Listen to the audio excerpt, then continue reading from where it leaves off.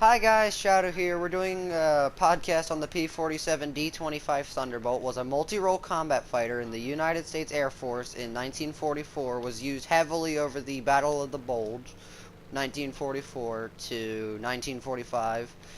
Sir was going to see action in Korea, but sadly enough, all of the P-47s were scrapped, so they had to use P-51s.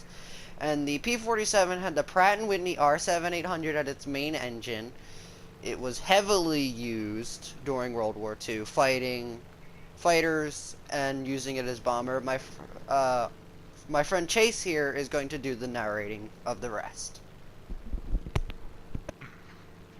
The Republic P-47 Thunderbolt was a World War II-era fighter aircraft produced by the United States between 1941 and 1945. Its primary armament was 8 50-caliber machine guns and a fighter-bomber ground attack role. It could carry 5-inch rockets or a bomb load of 2,500 pounds, or 1,103 kilograms.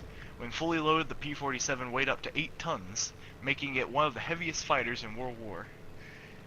The P-47 was designed around a powerful Pratt & Whitney R28000 double wasp engine, which was also used by 2 U.S. Navy fighters, the Grumman F-6F Hellcat and the Vought F-4U Corsair. The Thunderbolt was effective at short to medium range, escort fighter in high-altitude air-to-air combat, and ground in both World War II, European, and Pacific theaters. The PF-47, one of the main United States Army Air Force, USAAF, fighters in World War II, and served the Allied Air Forces including France, Britain, and Russia. Mexican and Brazilian squadrons fighting alongside the U.S. were equipped with the P-47. The armored cockpit was relatively roomy and comfortable. The bubble canopy introduced the P-47D, in particular offering good visibility. A modern U.S. ground attack aircraft, the Fairchild Republic A-10 Thunderbolt II, takes the name from the P-47. The role was a fighter-bomber aircraft manufactured by Republican Aviation. Designer was Alexander Cavil. First flight was the 6th of May 1941. The introduction was in November of 1942. Retired in 1966 by the Peruvian Air Force. Primary users were the United States Army Air Forces, Royal Air Force, and French Air Force. Produced in 1941 to 1945. Number built was 15,636. Unit cost was in US dollars, $83,000 in 1945, and the variant was the Republic XP-72. Our victory is near. Alright, as you guys heard, that was the actual stuff there. I kind of messed up, I know. I'm not the best at this, so don't hurt me here. But me and the narrator over here are going to give our opinions on it. Star, what are your opinions on the 850 cals? Do you think it was too overkill, or is it perfectly right for the aircraft and what it was used for?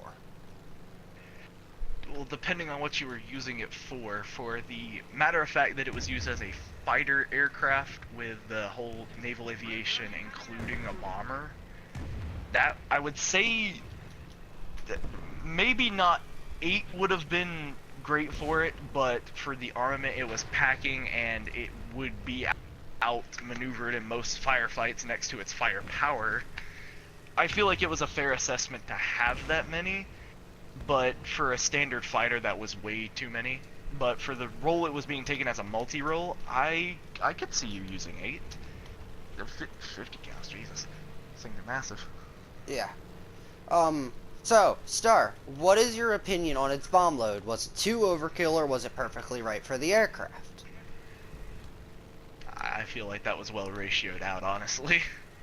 Out of all the bombing things that anyone could use, where you could just drop like the one torpedo or the one bomb from an aircraft, with it having that many for such a light frame, I think it was actually a fairly good thrust to weight ratio for that plane. What do you think about the Pratt & Whitney engine? The patent? Pratt & Whitney, sorry. For what it was used for, like everything else, it was a good, well-designed engine for that kind of role for the aircraft. It would depend on how you look at it. For a fighter, that probably would have been way overkill, but for a multi-role such as itself, it would have been great. And then if you have a bomber, it's two less. Yeah. So it was a good, again, thrust to weight ratio for that during a full load or empty. There was a variant of the P47 that was a bigger engine. I don't remember the engine type by heart, but it was like fast enough it could keep up with the P51s, I believe, if I'm correct. It is in War Thunder. I believe it is called the P47MRE. It has a special blue camouflage. Very nice aircraft. I haven't flown it. I've just heard a lot of nice stuff about it. And now if you want to ask me questions, I will gladly give my opinions. What do you think about the overall design of the aircraft?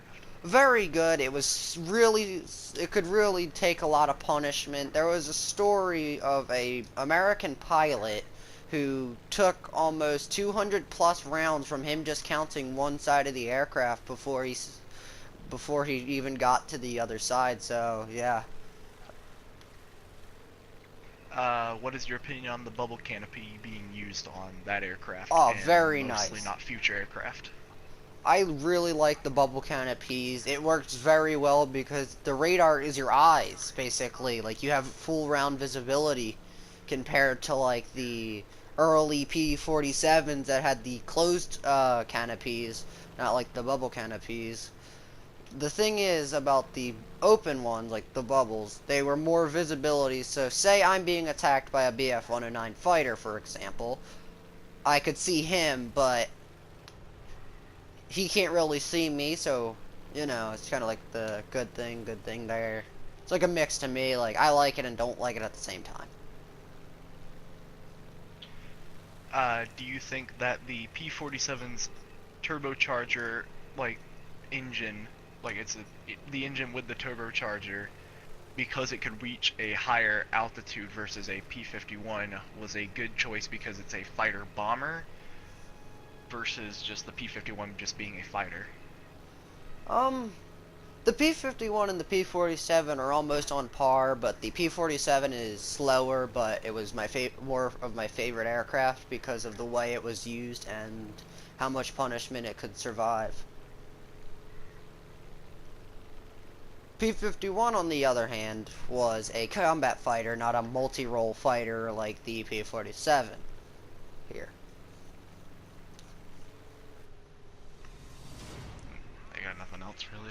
Alright guys, this is the end of the podcast. I hope you guys enjoyed. Have a good day and have a good night. GG.